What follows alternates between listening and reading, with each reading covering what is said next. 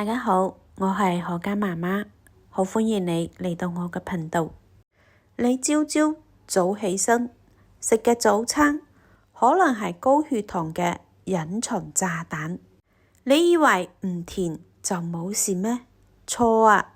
有啲早餐食落去完全冇覺得甜，但係慘過直接食冰糖。今日幫你拆解9樣早餐地雷。醫生話高血糖、糖尿病前期嘅人，跪求你即刻戒咗佢。呢條片呢，唔係叫你斷食，而係話你知你日日以為健康嘅早餐，點樣偷偷升你嘅血糖。我講個真實嘅案例俾你聽。阿強今年45歲，係做文職嘅，朝朝早都食同一款早餐。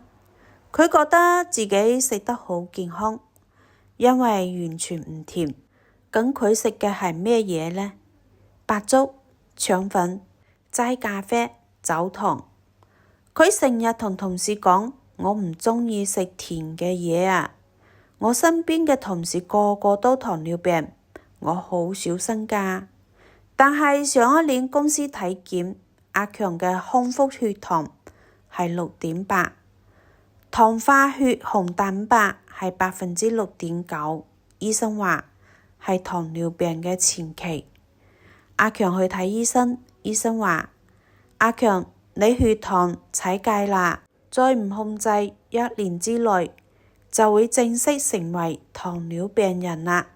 阿強一頭霧水，醫生，我完全唔食甜嘢嘅喎，早餐食白粥腸粉，咖啡走糖。點解會咁呢？醫生話就係你呢個以為唔甜就冇事嘅想法，害死你啊！白粥、腸粉、齋啡，全部係升糖指數嘅嘢，慘過直接食冰糖啊！阿強懵晒，你係咪覺得自己唔食甜嘢就安全呢？跟住落嚟，我逐樣同你拆解。第一，白粥。你以為白粥清淡冇糖健康，係錯嘅。白粥係用白米長時間熬煮，澱粉已經完全糊化。糊化代表咩？你一入口唔使點消化，糖分即刻湧入你嘅血管。一碗白粥嘅升糖指數高達88，冰糖先得65咋。你食一碗白粥，血糖升得仲快過食冰糖。第二樣，腸粉、白麵包、饅頭。腸粉用嘅係精緻白米漿，白饅頭、白麵包用嘅係精緻麵粉，纖維幾乎零。你食完血糖好似過山車咁急升，然之後半個鐘之後又急跌，你會更加肚餓，再食更多嘅嘢。第三樣，即食燕麥。你以為燕麥健康？你揭開包嘢睇下啲成分表。3合1，即食燕麥。排喺第一位嘅就係糖，排喺第二位嘅係麥芽糊精，即係糖嘅變種。一包3合1嘅燕麥等於3至4粒方糖。你食完唔會覺得甜，但係血糖已經爆咗啦。第四，果汁，即係鮮榨嘅嗰啲啊。你朝頭早飲杯鮮榨嘅橙汁，覺得自己好養生啊。一杯250毫升嘅鮮榨橙汁，要用3至4個橙，纖維全部冇晒，淨係純果糖。果糖唔會令到你即刻覺得甜，但係會直接去肝臟變成脂肪肝同埋胰島素阻抗。醫生話食一個橙好過飲3杯橙汁。第5樣，低脂酸奶調味嗰隻，低脂等於多啲糖，呢個係食品工業嘅定律。一盒調味低脂酸奶含糖分等於4至5粒方糖，你食落去嘅酸酸甜甜，唔覺得好甜㗎？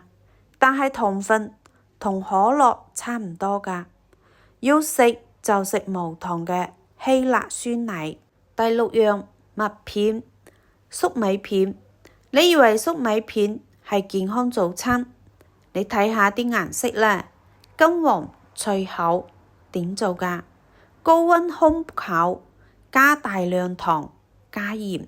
一碗粟米片含糖等於3粒方糖，仲要係超高升糖指數嘅嗰種啊！你倒啲牛奶落去，以為補鈣，其實係糖水鎮糖。第7樣，齋啡，即係黑咖啡。飲咖啡都中招？黑咖啡本身冇問題，問題係你空腹飲啊！空腹飲黑咖啡會刺激皮質醇分泌，皮質醇會令到血糖上升。你本身已經有胰島素阻抗，空腹飲黑咖啡，血糖可以升2至3度。醫生建議先食蛋白質，即係雞蛋，先至好飲咖啡啊。第8樣，燒賣、魚蛋、粉果。香港人嘅經典早餐，一盒燒賣當早餐。你知唔知4粒燒賣澱粉佔80%，入邊有隱形糖同埋味精，仲有反式脂肪，令到你胰島素敏感度下降，血糖更加難控制。第9樣，齋腸粉。好多人以為齋腸粉係最安全嘅，齋腸粉等於白米漿蒸熟，升糖指數82，仲高過白米飯添。你再加啲甜醬、芝麻醬，糖分再升1倍。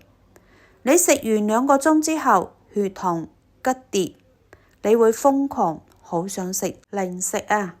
你可能仲唔明點解唔甜都會升血糖，我解釋一次俾你聽。你口入邊覺得甜，只係因為蔗糖、果糖、葡萄糖刺激你嘅味覺，但係澱粉呢類食物，例如白粥、白麵包、腸粉，入口完全唔甜，但係你一吞落去，啲口水同埋胃酸會將啲澱粉分解成葡萄糖，葡萄糖入血，最後結果係你食白粥，血糖升幅大過食冰糖，冰糖都係蔗糖，蔗糖要分解先變葡萄糖，白粥已經預先分解好，所以醫生成日講白飯、白麵、白麵包係糖嘅快線。咁我早餐食咩呢？我俾你3個原則加5個實際選擇。原則1，先食蛋白質，雞蛋、無糖嘅希臘酸奶、豆奶、豆腐。蛋白質會穩定血糖，唔會急升急跌。第2，加膳食纖維，蔬菜、牛油果、奇亞籽、堅果，纖維會拖慢糖分嘅吸收。第3，優質脂肪，橄欖油、牛油果、堅果，無添加花生醬，脂肪會增加飽腹感。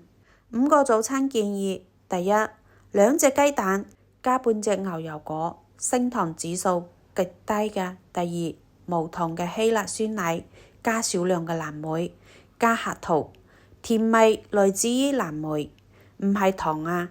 第3，無糖嘅豆奶，加奇亞籽，加肉桂粉，肉桂可以幫助降血糖。第4，番茄炒蛋，加半碗西蘭花，低碳高纖維。第5，隔夜嘅燕麥，用無糖豆奶浸，加啲肉桂、堅果，千祈唔好加蜂蜜啊！返去阿強嘅故事，阿強復診，醫生睇報告，醫生話：阿強，你呢次血糖好咗好多哦，空腹血糖得5.6。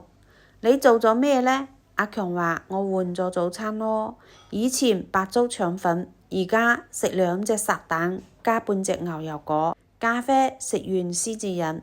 醫生話叫佢 keep 住啊，1年之後你再唔係糖尿病嘅前期啦。阿強救得返，係因為佢肯改。好多糖尿病人就係死都唔肯改，以為唔甜就冇事呢個念法。你今日睇完條片，由聽朝開始換走一樣嘅早餐，唔使你全部戒，換一樣已經好過以前好多㗎。好啦，今日就分享到呢度啦。覺得條片有用呢，記得分享俾你身邊有血糖高嘅朋友，有食呢種早餐習慣嘅朋友，等佢哋一齊嚟改正。好啦，我哋下期再見，拜拜。